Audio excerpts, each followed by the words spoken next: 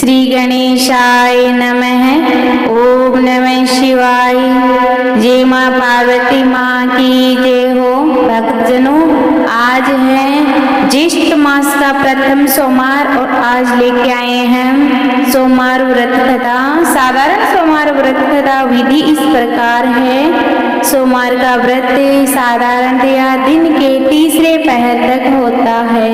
व्रत में फलाहार या पारण का कोई खास नियम नहीं है भक्तों, किंतु आप ये अवश्य ध्यान में रखें, दिन या रात में केवल एक बार ही भोजन ग्रहण करना है। सोमवार के व्रत में शिव जी और पार्वती जी की पूजा करनी चाहिए और सोमवार के व्रत में दिन के तीसरे पहर के बाद ही व्रत को खोलना चाहिए। ये साधारण सोमवार, प्रति सोमवार, सौम्य प्रदोष और 16 सोमवार, तीनों की कथा एक जैसी नहीं है, अलग अलग है। व्रत एक जैसे ही होता है और एक सोमवार के व्रत दिन के तीसरे पहर में ही आपको उपवास खोलना है, ये आप ध्यान रखें। जैसे कि 4 बजे आपको पूजा स्थान में बैठ के पूजा करनी है शिव जी महाराज की विधिवत, और अगर आप शिवालय जाके करते हो तो और भी अच्छा है, लेकिन आप शिवालय नहीं जा पा रहे हो, घर पे शिव जी की पूजा करके और आप 5 बजे से भोजन ग्रहण कर सकते हैं। दिन के तीसरे पहर से आप भोजन करिए और फिर ही भगवान का व्रत उपवास है जो खोलिए। उसके बाद आप कथा इस प्रकार सुनिए। मैंने ये विधि बताई आपको। कथा इस प्रकार है। एक बहुत धनवान साहूकार रहता था, जिसके घर अन्न धन आदि किसी चीज की कमी नहीं थी, परंतु उसको एक बहुत ही दुख था कि उसको कोई पुत्र नहीं था।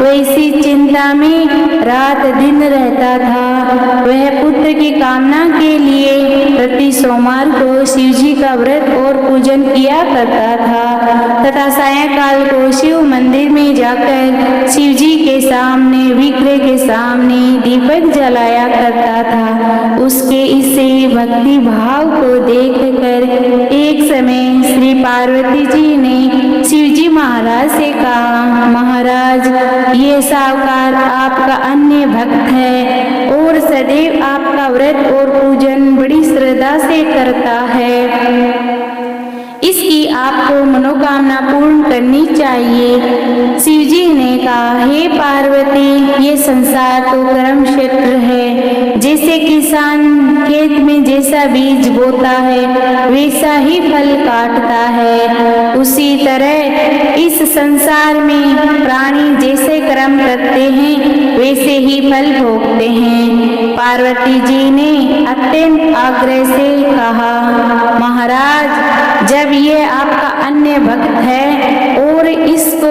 अगर किसी प्रकार का दुख है तो इसको अवश्य दूर करना चाहिए, क्योंकि आप सदैव अपने भक्तों पर दयालु होते हैं और उनके दुखों को दूर करते हैं।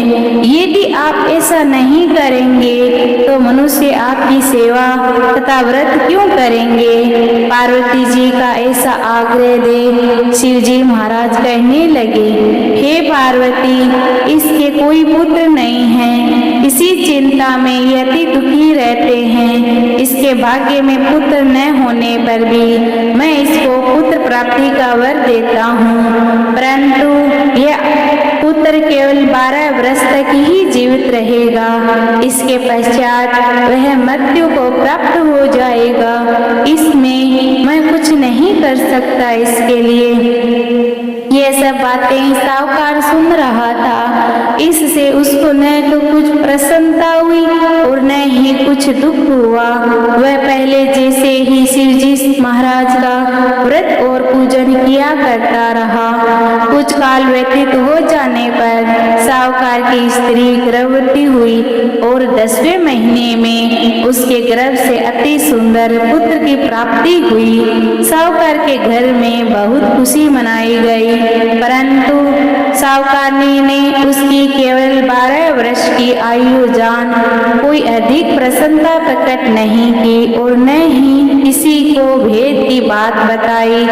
जब वह बालक 11 वर्ष का हो गया तो वह उस बालक को माता ने उसके पिता से कहा विवाह के बारे में, तो वह साहूकार कहने लगा अभी मैं इसका विवाह नहीं करूँगा, अपने पुत्र को मैं काशी जी के लिए पढ़ने को भेजूंगा। फिर साहूकार ने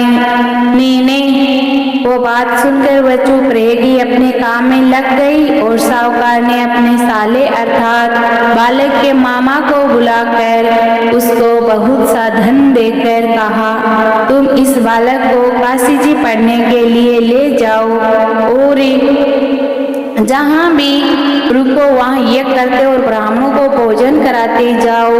वह दोनों मामा भांजा यज्ञ करते और ब्राह्मणों को भोजन कराते जा रहे थे। रास्ते में उनको एक शहर में रुकना पड़ा।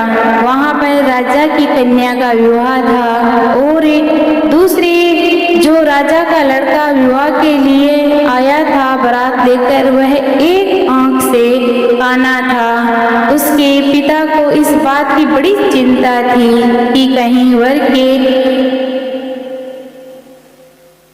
कन्या के माता पिता वर के एक आंख को देकर कहीं विवाह में अड़चन पैदा न कर दे। इसी कारण जब उसने अति सुंदर सेठ के लड़के को देखा तो उसने मन में विचार किया कि क्यों ना दरवाजे के सामने इस लड़के से वर का काम चलाया जाए। ऐसा विचार कर वर के पिता ने उस लड़के और मामा से बात की तो वे राजी हो गए। फिर उस लड़के को वर के कपड़े पहना कर घोड़े पर चढ़ा दरवाजे पर लाया गया और सब कार्य प्रसन्नता से पूर्ण हो गया।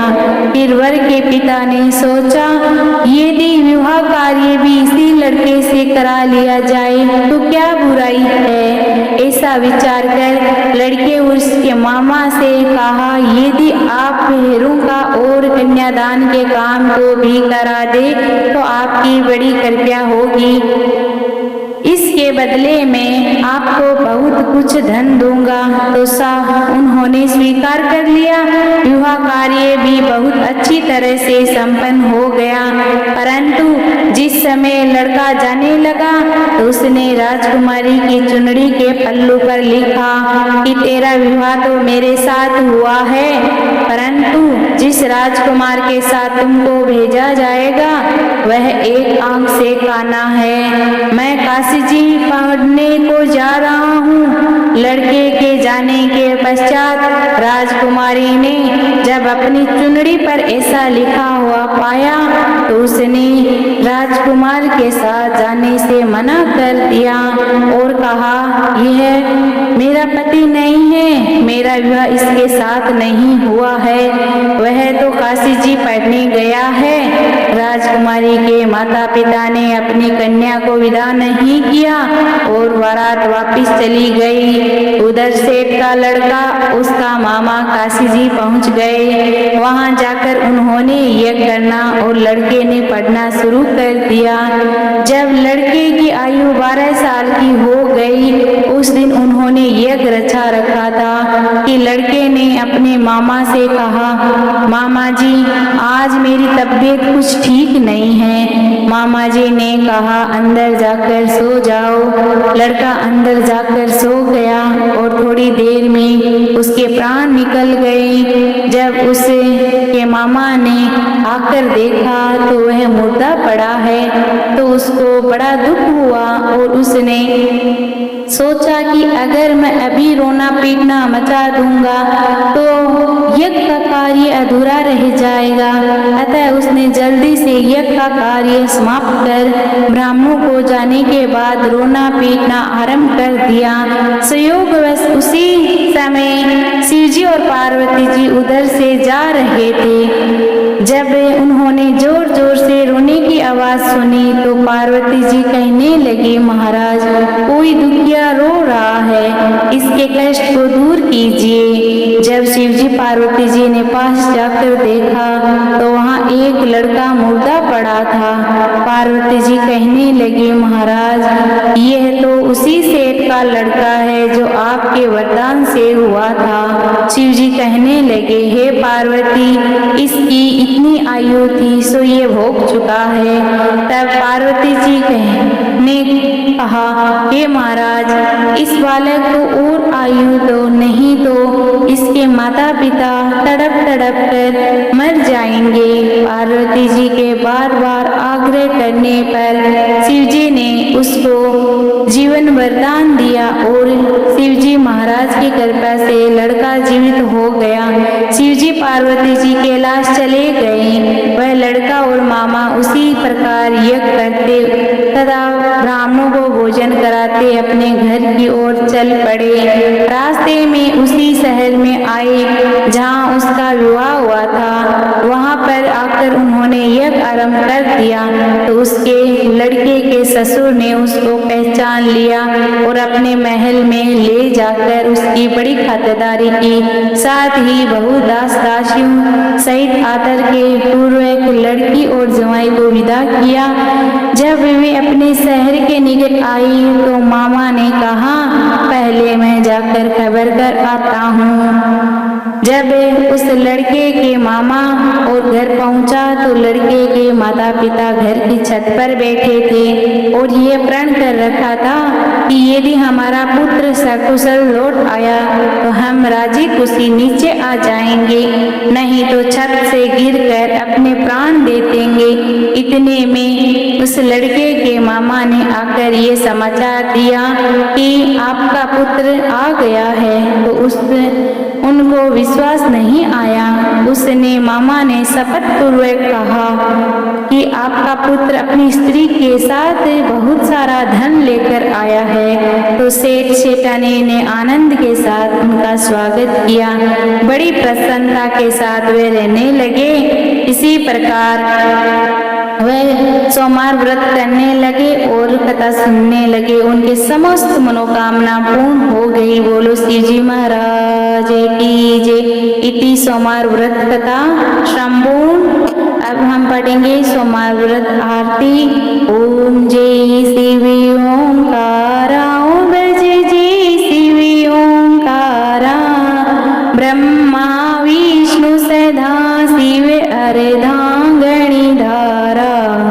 ओम जय शिव ओंकारा, एकानन चतुरानन पंचानन राजे, हंसानन गरुड़ासन वृक्षवाहन साजे।